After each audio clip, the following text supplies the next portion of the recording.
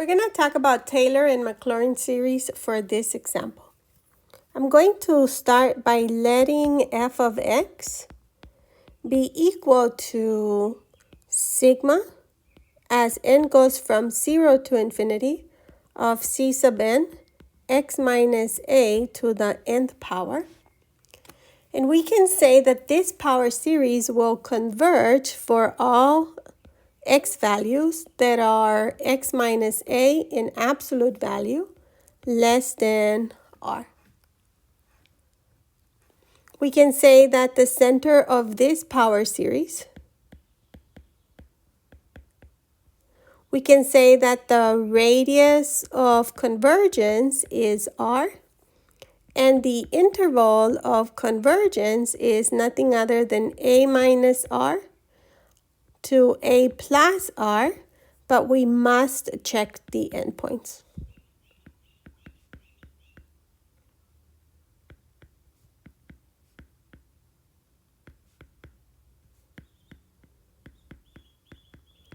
We have talked about the geometric series. If this was a geometric series, we can find the sum. But what we're doing here is we're letting f of x be equal to that power series for any function that can be represented as a power series. So this right here will be for any function that can be represented as a power series, not just the geometric series or the power series that we've talked about before. So the first thing I'm going to do here is to expand f of x. We can say that f of x is equal to c naught plus c sub 1 x minus a to the first power plus c sub 2 x minus a squared, c sub 3 x minus a to the third power, c sub 4 x minus a to the fourth power, and then the idea here will continue till, let's say, c sub n x minus a to the nth power, and then we're going to go all the way to infinity. So if we let x be equal to a, then we can say f of a is equal to c naught. Why? Because if we let x be equal to a, all of those factors will become 0. What I would like for us to do is to look at the first derivative now. So let's find f prime of x. F prime of x will be equal to c sub 1 plus 2 times c sub 2 x minus a to the first power plus 3 c sub 3 x minus a squared plus 4 c sub 4 x minus a to the third power, and then we're going to continue, and then the nth term will be n times c sub n. Let me write that down. C sub n x minus a to the n minus 1, and then the idea will continue all the way to infinity. One more time. If we let x be equal to a, then we can say f prime of a is equal to c sub 1. Why? Because all these factors, x minus a, will go to 0, and you'll be left with c sub 1. Let's take the second derivative and see where that takes us. F double prime of x is equal to 2 times 1 times c sub 2, x minus a to the 0 power, which we don't need.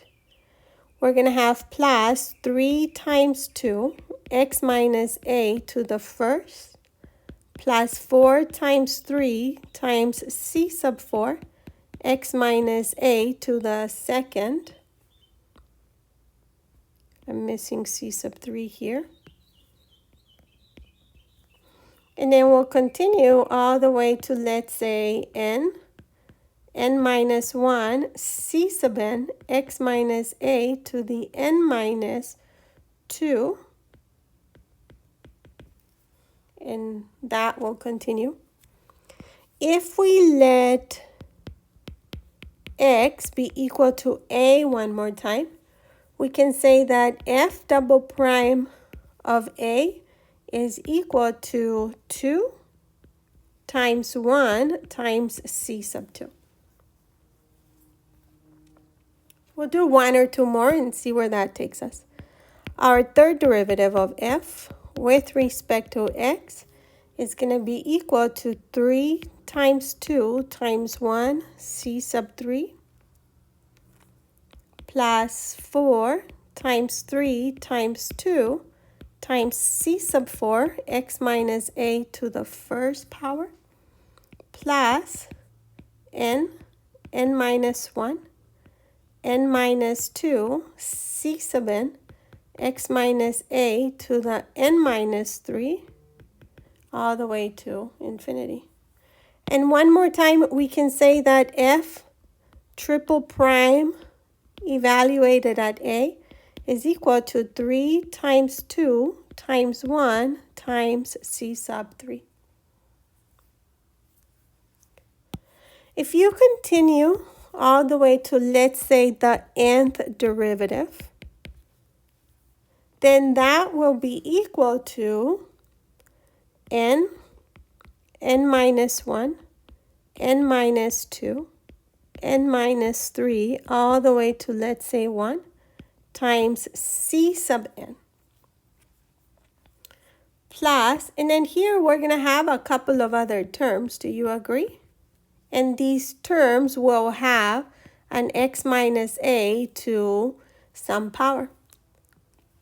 So you're going to have plus a couple of other terms. But when you let x be equal to a, then the nth derivative evaluated at a will be equal to, I'm going to write this down as n factorial times c sub n. Because all of these extra terms will have factors of 0 when you let x be equal to a.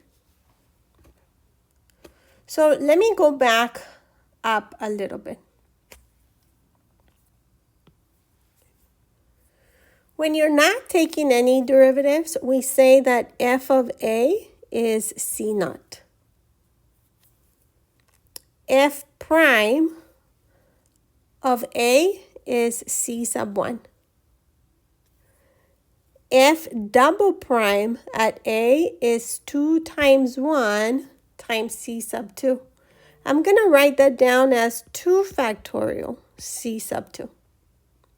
When you're looking at the third derivative, then that would be equal to c sub 3 times 3 factorial. So the nth derivative evaluated at a will give you n factorial times c sub n. Or we can say that c sub n is equal to the nth derivative of f evaluated at a over n factorial. Let me come back to what we wrote down earlier. Remember we said we're going to let f of x be equal to that. If we let f of x be equal to this power series, if we let f of x be equal to this power series, so let me put here, let's go back.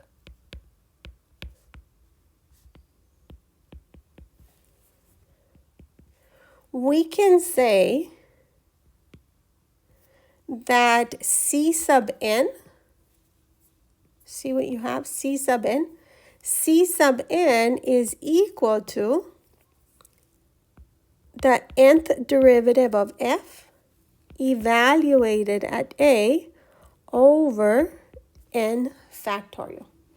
And again, this power series will converge for all x values that are x minus a in absolute value less than r. Or we can say that this will be for all values of x that are r units away from the radius of convergence, or from the center of this power series.